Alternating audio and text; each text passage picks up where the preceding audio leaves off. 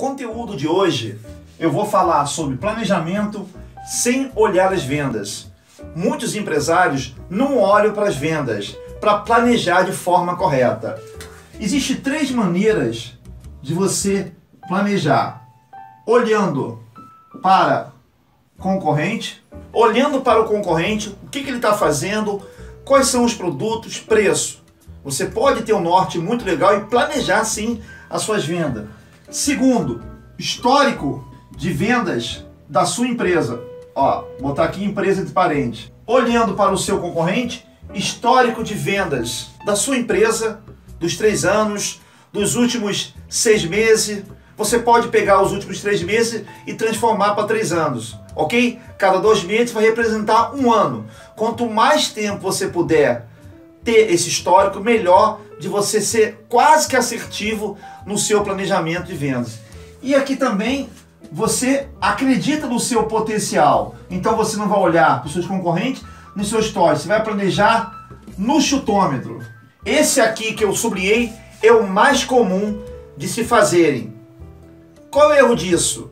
De você planejar errado, e aqui você vai ter investimento em matéria-prima, de tempo, é gravíssimo. Você tem que ter muita certeza daquilo que você vai planejar. O caminho melhor, histórico de vendas através da sua empresa. Eu vou mostrar para você na tela do computador como você planejar esse histórico de venda. Então, você que está aqui pela primeira vez, seja muito bem-vindo. Eu sou o Doutor Gestão Luiz Roberto Saraiva. Algum conteúdo do meu canal você conseguirá ser ajudado. Se ao final do conteúdo eu conseguir te ajudar, compartilhe, se inscreva aqui no sininho. Toda vez que tiver um conteúdo novo, você será avisado. Então, após a vinheta, vamos conversar sobre planejamento sem olhar as vendas. Você vai entender e aprender como você planeja olhando para suas vendas. Então, após a vinheta, na tela do computador.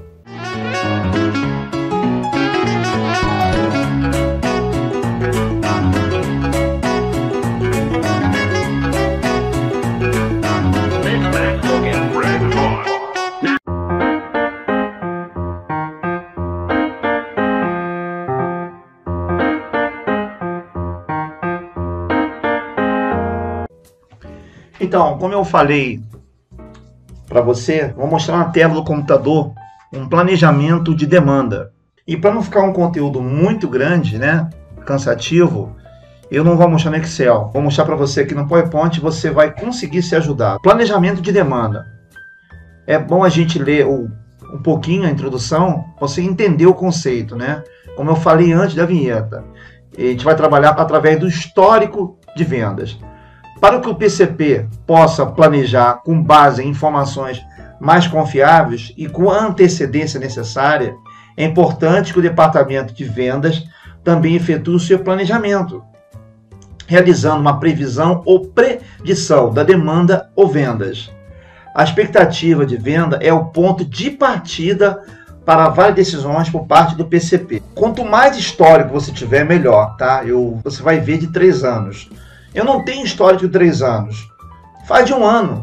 Esse 1 ano se divide isso, por exemplo, em 4 meses, como se fosse 4 anos. A de 6 meses, você faz 2, 2 e 2. A cada 2 meses é 1 ano. Mas se você tem um histórico, você vai ser mais certeiro nesse planejamento. Planejamento de demanda. Com base no planejamento de demanda, são estabelecidas as políticas de controle para os estoques, demanda de máquinas, materiais, plano de produção, sequenciamento de ordem e previsão do pessoal, dentre outros. É dessa informação que você vai ver quantas pessoas, maquinário, matéria-prima você vai precisar. Previsões versus predições. As previsões estão mais relacionadas à projeção de dados, passando no futuro. Por isso, são mais aplicáveis quando se possui dados históricos suficientes e quando o ambiente apresenta características razoáveis e estáveis e conhecidas. As predições se relacionam mais a situações novas e desconhecidas, como, por exemplo, a demanda de um novo produto. Você não sabe como é que vai ser aquele produto. Então, fica, claro, um pouquinho mais difícil, porque você também não pode ser que você não tenha um histórico dele. Com isso, torna-se necessária a utilização de informações de natureza subjetiva. Previsão da demanda. Trata de uma técnica que usa dados históricos, como eu falei anteriormente, provenientes de arquivos de vendas da empresa para a projeção de valores futuros. Utiliza métodos quantitativos, como desconsidera eventos especiais que possam ocorrer. Deve incorporar a avaliação e a experiência gerencial para contemplar eventos que não venham ocorrendo sistematicamente no processo, mas tenham a possibilidade de acontecer. É muito importante você se atentar que o trabalho é quantitativo, tá bom? Eu não vou pegar curvas, algumas variações, mas mesmo assim, essa ideia que você está aprendendo aqui, você vai ser quase que certeiro.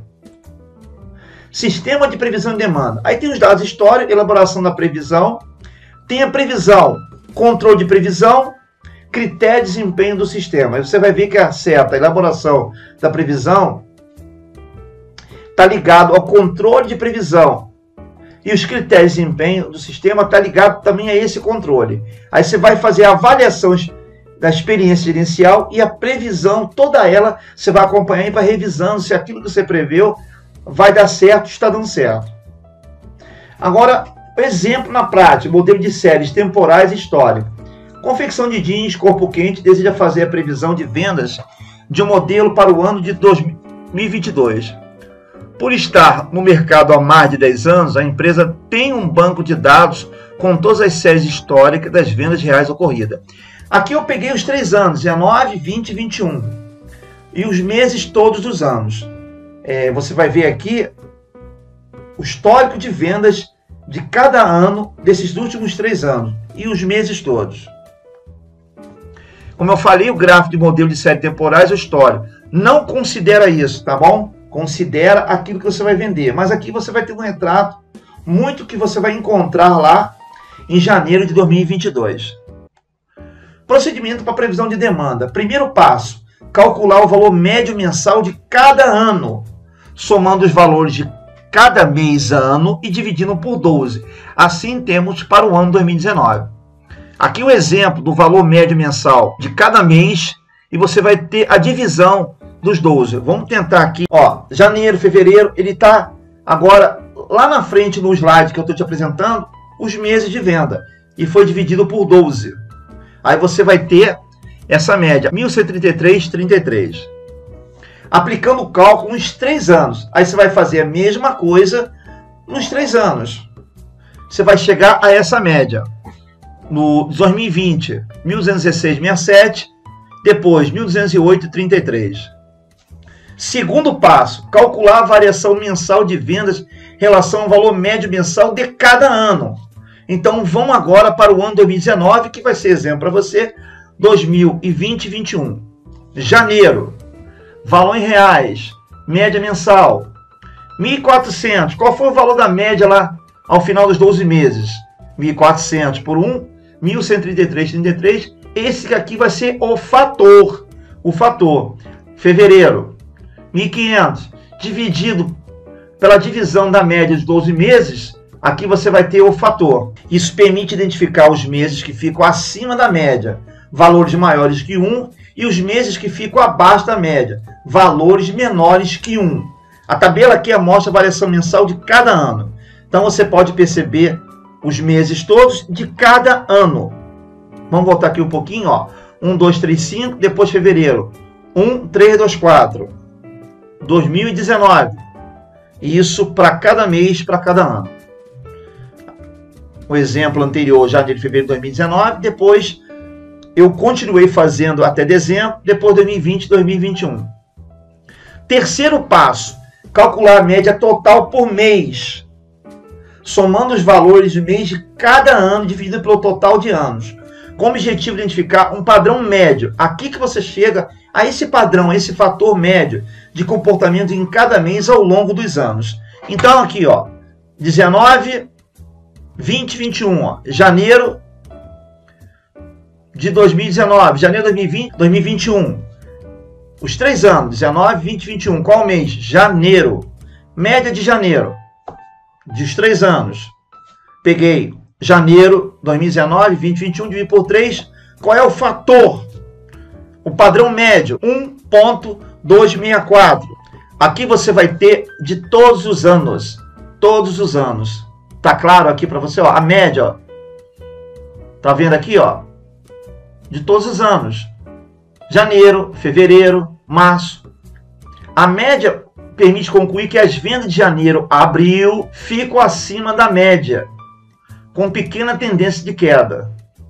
De maio a outubro, vamos lá, maio a outubro, que é até aqui, as vendas passam a ser abaixo da média. Novembro e dezembro o consumo aumenta e volta a ficar acima da média.